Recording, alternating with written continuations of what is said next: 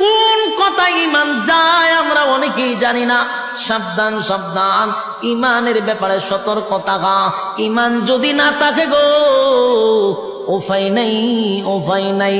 ঈমান যদি থাকে, গুনার কারণে জাহান্নামের আগুনে আল্লাহ জ্বালাবে, একটা সময় জান্নাত পাবেন।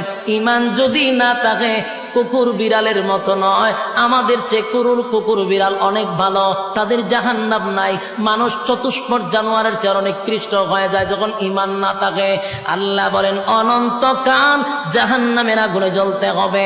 ইন্না জাহান্নামা কানাত মিরসাদা লিত্তাগিনা মাআবা লাবিসিনা ফিহা আহকাবা লা ইয়াযুকুনা ফিহা বারদান ওয়ালা শারাবা ইল্লা হামিমা ওয়া গাসসাকা জাযাআন ওয়াফাকা। ইন্না জাহান্নামা কানাত মিরসাদা, নিশ্চয়ই জাহান্নাম তোমাদের জন্য, আমাদের জন্য উৎ পেতে বসা। লিত্তাগিনা মাআবা, সীমা লঙ্ঘনকারীদের জন্য জাহান্নাম। লাবিসিনা ফিহা আহকাবা, যুগের পর যুগ অবস্থান করবে। লাবিসিনা ফিহা আহকাবা লা ইয়াযুকুনা ফিহা বারদান ওয়ালা শারাবা, সেখানে তোমাদের জন্য আমাদের জন্য ঠান্ডা কোনো পানির ব্যবস্থা করা হবে না, শরবতের কোনো ব্যবস্থা করা হবে না।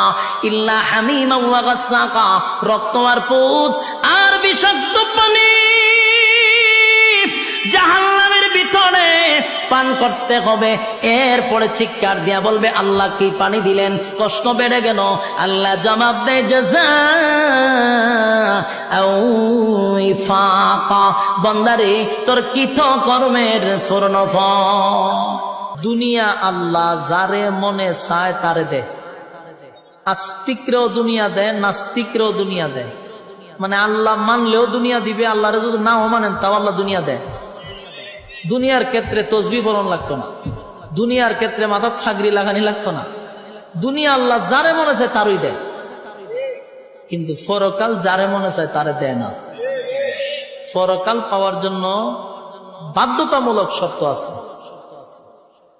দুনিয়া পাওয়ালে শর্ত লাগে?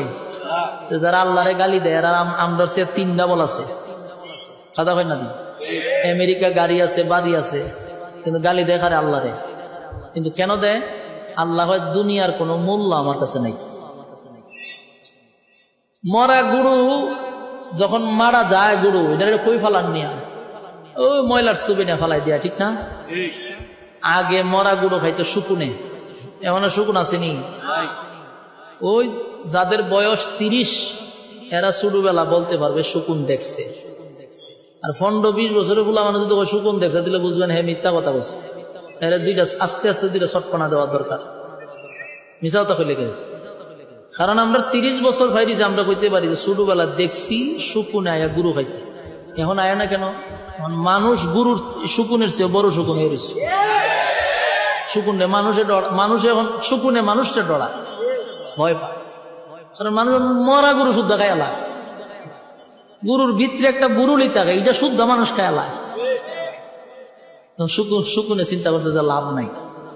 আগে আমরা যেটি খাইতাম এটি মানুষে খায়, স্যার গিয়ে কি দরকার? তো মরা গরু যখন মারা যায় মালিকের কাছে এটার আর কোনো মূল্য থাকেনি, শেষ মূল্য শেষ। তখন এটারে ফালাই দিলে এক সাইডে দা কুকুরে খাইতেছে, এক সাইডে দা শিয়ালে খাইতেছে, এক সাইডে দা শুকুনে খাইতেছে, অন্য সাইডে দা পোকা মাকড়ে খাইতেছে। মালিকের কোনো বাধা দেয়? হ্যাঁ খাইস না কর। মালিকের এটা কোনো মূল্যই নেই। এই জন্য কে খাইলো, কোন প্রাণী খাইলো, এটা মালিকের দেখার বিষয় না। দুনিয়াটা হলো একটা মরা গুরুর মতো, এটারে নাস্তিকেও খায়, আস্তিকেও খায়। আল্লাহ মানলেওয়ালারাও খায়, আল্লাহ না মানলেওয়ালারাও খায়। আল্লাহ বাধা দেয় না, তাই না? এটা মরা গরুর মতো খাইতে থাক, খায় ইচ্ছা মতো। কিন্তু পরকাল বড় দামি। পরকাল জিতা গরুর উপরে খামুর দেয়, আমরা শুদ্ধ খামুর মেরে ধরে রাখবো মালিকে, ঠিক নেই? জিতা গরুর উপরে একটা যুগ ধরলেও এটা টাইনা ছিঁড়ে, বড় দামি। জান্নাত পরকাল এটা আল্লাহ সবাইরে দিবে না। কাদেরকে দিবে? 1 নম্বর শর্ত, ইল্লাল্লাযীনা আমানু, যারা ঈমান আনবে আল্লাহর উপরে। বলুন 1 নম্বর শর্ত কি? ইল্লাল্লাযীনা আমানু, তোমরা ঈমান আনো আমি আল্লাহর উপর। কোন বেঈমানকে আল্লাহ জান্নাত দিবে না।